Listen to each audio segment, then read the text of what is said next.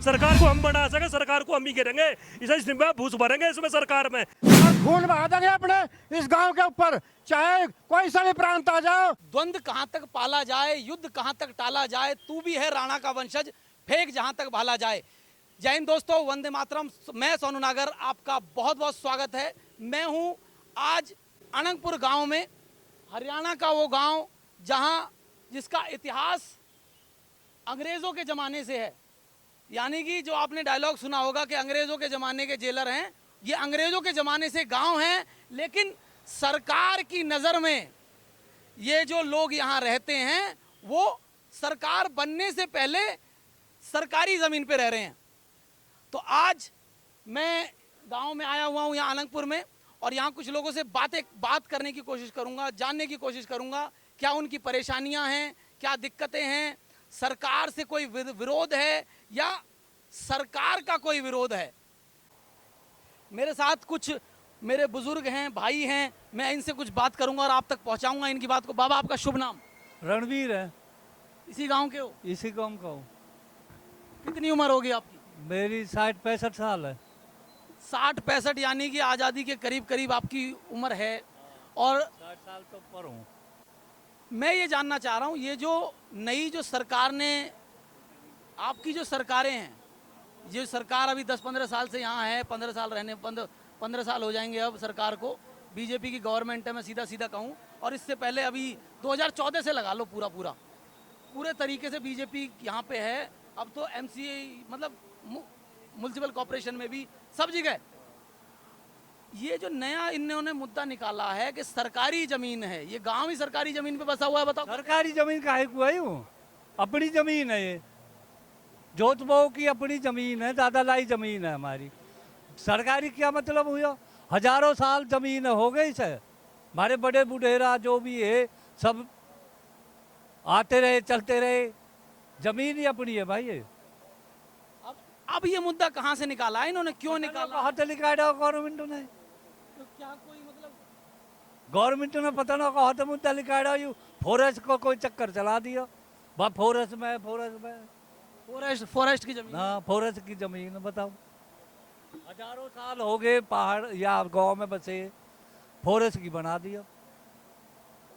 अब आपकी क्या मांग है यहाँ जो आप बैठे हुए हैं? सब है हमारा गांव है, अपने गांव पे बैठे हैं हम।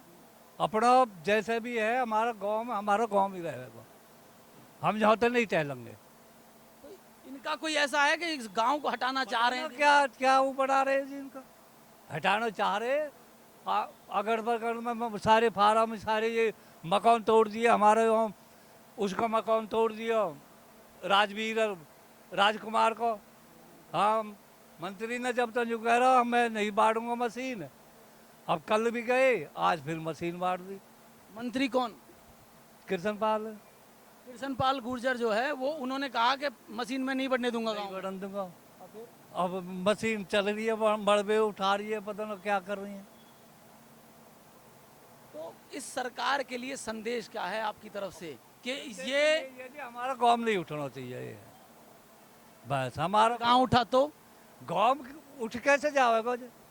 मरने मारने को तैयार है हम, गांव कैसे उठाने देंगे? उठाने न देंगे गांव में। सरकार को उठा दोगे फिर? अगर अजी सरकार उठे जी, हम पर सरकार को उठ रही है। लोकतंत्र की बाबा यही तो ताकत है। लोकतंत्र की ताकत ही यही है कि आपके पास जो वोट का अधिकार है, ये 5 साल से ज्यादा के नहीं है। ये जो सरकार है ये 5 साल से ज्यादा की नहीं है। मनमानी करेगी तो अपने घर बैठेंगे। ये जो तुम्हारे लिए हक की बात करे उसको ऊपर बैठाओ। मैं ये जानना चाह रहा हूं, अब जो ये सरकार का रवैया है इसके बारे में आप क्या कहेंगे? देखो, सरकार का रवैया तो गुजरों के प्रति 2014 से बनी है सेंटर में, तो अभी से सरकार का रवैया खराब है। जो हमारे 14 में बनी, फिर जो है 19 में भी बनी, और फिर अब 24 में भी इसकी सरकार आई। लेकिन ये लोग जो है जब से हमारे गुजर समाज के खिलाफ तो पूरे जड़ से हैं। आपने देखा हो कि पहले भी हमारे एमपी बने, राज्य मंत्री का एक लॉलीपॉप पकड़ाए थे आज उन्होंने, जबकि हमारा समाज जो है 100% वोट ही नहीं दे रहा। मैं उत्तर प्रदेश से आता हूँ और मुजफ्फरनगर जिले से, राष्ट्रीय अध्यक्ष राष्ट्रीय गुर्जर महासभा का।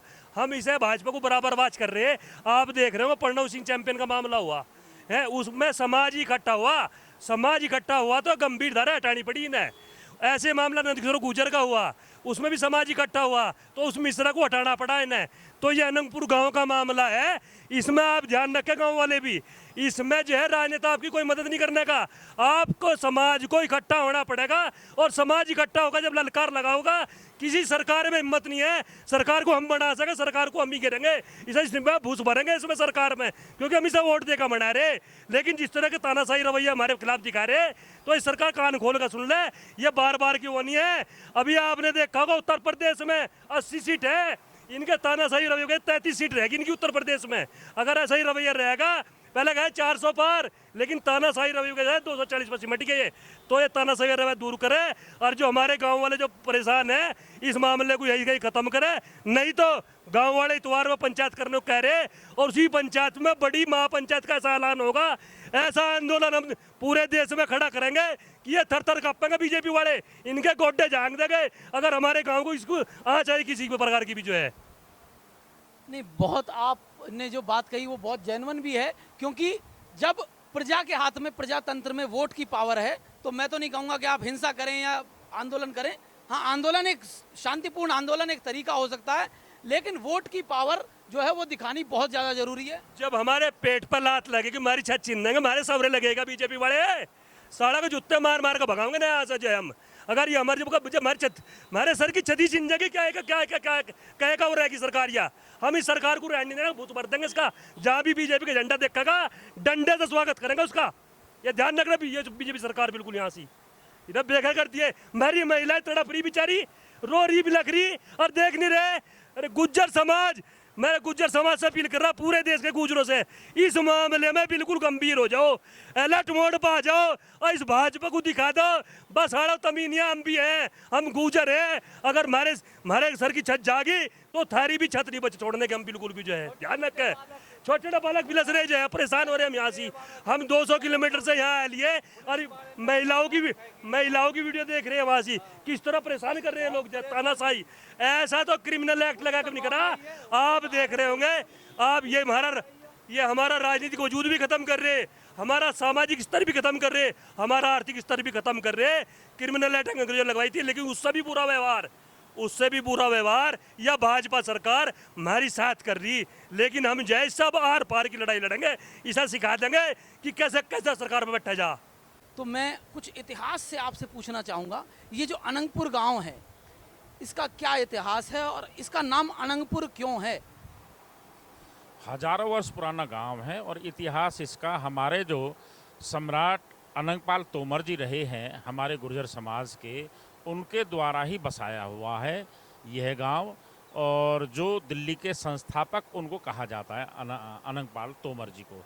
तो यहाँ पे उनका भी एक छोटा अभी भग्नावस्था में है वो किले की आपको स्थिति दिख जाएगी। उनके नाम से एक अनंगपुर बांध करके भी है, जो हेरिटेज की कैटेगरी में है, ये आर्कोलॉजिकल सर्वे ऑफ इंडिया जिसकी देखरेख करती है। तो ये तमाम चीज़ें ऐसी हैं कि जो पुरातन गांव है, हजारों वर्ष पुराना है। अब चंद जो ऑफिसर्स हैं उन्होंने केवल इस गांव को